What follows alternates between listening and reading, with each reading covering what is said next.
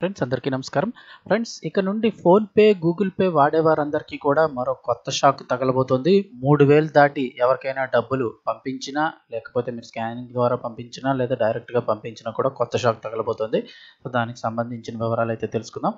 Video కంప్లీట్‌గా చూడండి. అప్పుడే పూర్తి ఇన్ఫర్మేషన్ అయితే అర్థమవుతుంది. అలాగే చాలామంది వీడియోస్ చూస్తున్నారు కానీ సబ్స్క్రైబ్ చేసుకోవడం మర్చిపోతున్నారు ఫ్రెండ్స్. తప్పకుండా సబ్స్క్రైబ్ చేసుకోండి. ప్రభుత్వం నుంచి వచ్చే ఇలాంటి ఇంపార్టెంట్ అప్డేట్స్ అన్ని ఎప్పటికప్పుడు మన ఛానల్ ద్వారా మీకు తెలియజేయడం జరుగుతుంది. అలాగే వీడియోని ఒక లైక్ చేశారంటే మరింత మందికి ఈ ఇన్ఫర్మేషన్ అయితే మీ ద్వారా చేరుతుంది. వివరాల్లోకి వెళ్ళిపోదాం. యూపీఐ లావాదేవీలు చేసే వారందరికీ కూడా త్వరలోనే ఈ లావాదేవీలపై ఛార్జీలు అయితే పడబోతున్నట్లుగా తెలుస్తోంది. ఇప్పటికీ కేంద్రానికి ప్రతిపాదనలు కూడా వెళ్ళిపోయాయి. వివరాలు చూస్తే 2016 నవంబర్ 8వ తర్వాత దేశ ఆర్థిక రంగంను సంచలనం సృష్టించిన రోజు. అదే రోజున కేంద్ర ప్రభుత్వం పెద్ద నోట్లను రద్దు చేస్తూ కీలక నిర్ణయం తీసుకుంది. ఆ డీమానిటైజేషన్ అనే నిర్ణయం. ఆ తర్వాత ఇంకా అందరూ కూడా డిజిటల్ పేమెంట్స్ అయితే ఊపందుకోవడం జరిగింది. గల్లీలోని కిరాణా షాప్ నుంచి ఇంకా షాపింగ్ మాల్స్ వరకు, ఢిల్లీ వరకు మొత్తం అంతా కూడా ఇప్పుడు యూపీఐ పేమెంట్స్ హవా, అంటే దేశవ్యాప్తంగా కూడా యూపీఐ పేమెంట్స్ హవా నడుస్తుంది. పాలు, చాయ్ లేదా పెరుగు, కూరగాయలు ఇంకా అన్ని ఆల్మోస్ట్ గోల్డ్, వజ్రాల కొనుగోలు వరకు కూడా ఫోన్‌పే, గూగుల్ పే ద్వారా చెల్లింపులు చేస్తున్నారు యూపీఐ ద్వారా. ఈ క్రమంలో ఇప్పుడు తాజాగా కేంద్ర ప్రభుత్వం కీలక నిర్ణయం తీసుకునే ఆలోచనలో ఉన్నట్లయితే సమాచారం అందుతోంది. ప్రస్తుతం దేశంలో కాశ్మీర్ నుంచి కన్యాకుమారి వరకు కూడా యూపీఐ పేమెంట్స్ ఎక్కువ నడుస్తున్నాయి. ఇంట్లోనే ఉండి కోరుకున్న వ్యక్తికి ఫోన్ నెంబర్ సాయంతో డబ్బులు అయితే పంపించేయచ్చు. ఎంత అమౌంట్ అయినా చిటికలో పంపిస్తున్నారు. దీనికైతే ఇప్పటి వరకు ప్రత్యేకమైన ట్యాక్స్లు అయితే ఎలాంటి ట్యాక్స్లు ఏమీ లేవు. ఎంత అమౌంట్ కావాలితే అంత అమౌంట్ కూడా పంపించేయచ్చు. కొన్ని బ్యాంకులు అయితే లిమిట్ ఉంది. రోజుకి ₹1,00,000 ఇలా అని కొంత లిమిట్ అయితే బ్యాంక్స్ పెట్టడం జరిగింది. అంతే తప్ప ప్రభుత్వం నుంచి ఎటువంటి ట్యాక్సులు లేవు. అయితే ఇప్పుడు కేంద్ర ప్రభుత్వం యూపీఐ చెల్లింపులపై కీలక నిర్ణయం తీసుకోబోతున్నట్లు సమాచారం అందుతోంది. యూపీఐ ద్వారా 3,000కు పైబడి ఎవరైనా లావాదేవీలు చేసినట్లయితే దానిపై ఛార్జీలు విధించే ఆలోచనలో ఉన్నట్లుగా తెలుస్తోంది.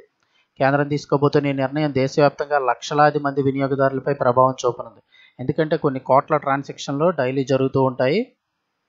3,000 అనేది చాలా చిన్న పేమెంట్. కిరాణాకి వెళ్ళినా కూడా ₹4,000, ₹5,000 ఈ రోజుల్లో ఖర్చు పెడుతున్నారు. లేదా ఇంక షాపింగ్ మాల్స్‌కి వెళ్ళాలంటే 10,000, 15,000 ఎంతైనా అవ్వచ్చు. సో, 3,000 దాటి పంపిస్తే ట్యాక్స్ పడే అవకాశం ఉందంటున్నారు. అదే ఛార్జీలు అయితే వసూలు చేస్తామంటున్నారు. ఈ నిర్ణయం దేశవ్యాప్తంగా లక్షలాది మంది ప్రభావం చూపనుంది. లక్షలాది మందిపై ఫోన్‌పే, గూగుల్ పే, ఇతర యూపీఐ ద్వారా 3,000కు పైగా చేసే లావాదేవీలపై ఛార్జీలు విధించే ఆలోచనలో కేంద్ర ప్రభుత్వం ఉన్నట్లు సమాచారం అందుతోంది. అయితే చిన్న మొత్తాల యూపీఐ లావాదేవీలపై ఎండీఆర్ ఛార్జీల మినహాయింపు కొనసాగే అవకాశం ఉన్నట్లుగా చెప్తున్నారు. పెద్ద వ్యాపారులపై 0.3% ఎండీఆర్ విధించాలని payments council of India PCI కేంద్రానికి ప్రతిపాదనలు చేసింది. ప్రస్తుతం క్రెడిట్ కార్డులు అలాగే డెబిట్ కార్డులపై ఎండీఆర్ 0.9% నుంచి 2% వరకు ఉంది. ఇక రూపే కార్డులపై ప్రస్తుతానికి ఎండీఆర్ విధించే ఆలోచన లేనట్లుగా సమాచారం. ఇది కొంత మంచి విషయమే. ఇక యూపీఐ ద్వారా 3,000 దాటి ఎవరైనా లావాదేవీలు చేసినట్టయితే కనుక ఛార్జీలను మరో 2-3 నెలల్లో విధించనున్నట్లుగా తెలుస్తోంది. కేంద్ర ప్రభుత్వం తీసుకోబోతున్న ఈ నిర్ణయంపై దేశవ్యాప్తంగా లక్షలాది మంది డిజిటల్ పేమెంట్స్ యూజర్లపై ఇప్పుడు ప్రభావం పడనుందని చెప్తున్నారు. ఒకవేళ నిజంగా చిన్న పేమెంట్స్ 3,000 దాటి పేమెంట్లు పడేటట్టయితే అత్యవసరమున్న వ్యాపారులే చేయగలరు తప్ప రెగ్యులర్గా కట్టే వాళ్ళందరూ కూడా ఇంకా ఏటీఎంకి వెళ్ళి మళ్ళీ డబ్బులు తీసుకొని ఇచ్చే పద్ధతే మొదలుపెట్టే అవకాశం ఉంటుంది. అని చూస్తే ఇప్పటికే మీరు రీఛార్జ్‌లు గట్రా ఏమైనా చేసుకున్నట్లయితే ప్లాట్‌ఫామ్ ఫీ అయితే గనుక వసూలు చేస్తున్నాయి. గూగుల్ పే, ఫోన్‌పే లాంటి ఈ యూపీఐ యాప్స్ అన్నీ కూడా ₹3 వరకు ప్లాట్‌ఫామ్ ఫీ వసూలు చేస్తున్నాయి. ఒకవేళ 3,000 దాటి కేంద్ర ప్రభుత్వమే ఛార్జ్ విధించేటట్టయితే అది పర్సెంటేజ్ లెక్కల్లో ఉంటుంది కాబట్టి చాలా ఎక్కువగా కట్ అయ్యే అవకాశం ఉంటుంది.